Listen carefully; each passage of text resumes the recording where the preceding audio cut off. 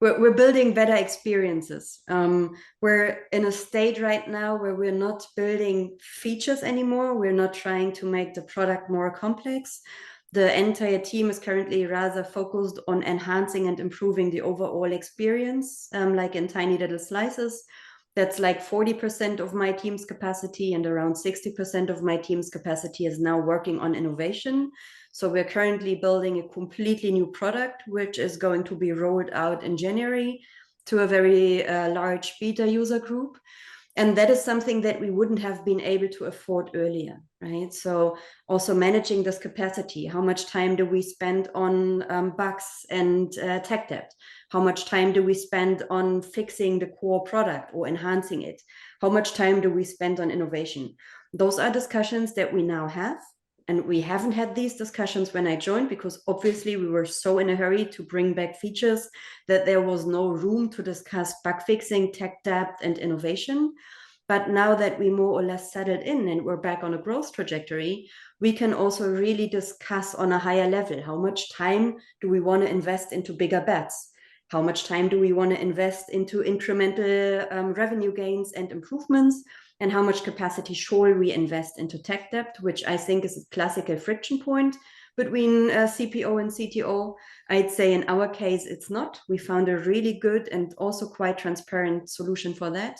Plus, the way we want to distribute our team's capacity is also part of the prioritization framework.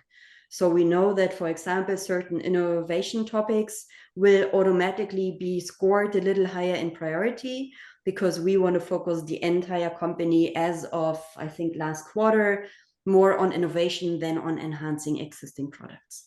Those discussions happen now in an even more transparent way too. We have pillars defined for the company, and those are part of our prioritization framework. So it's a classical cost of delay prioritization framework, but we extended it by our pillars that have weights, right? And on a quarterly basis, we in upper management discuss the weights. And innovation, if we need more innovation, then we put more weight on that one.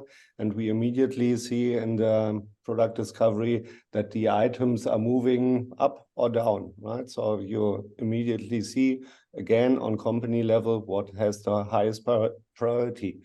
Almost no more planning, only steering. Plus, by these instruments, we're also closing this bottom-up, top-down motion, because we align on how we want to distribute capacity, obviously, but the ideas are coming from the teams. So they have goals and they have ideas on things they want to work on, but whether one idea is higher priority than another is distinguished or decided on the COD scoring, plus priority increases based on whether it's innovation or enhancing the core experience.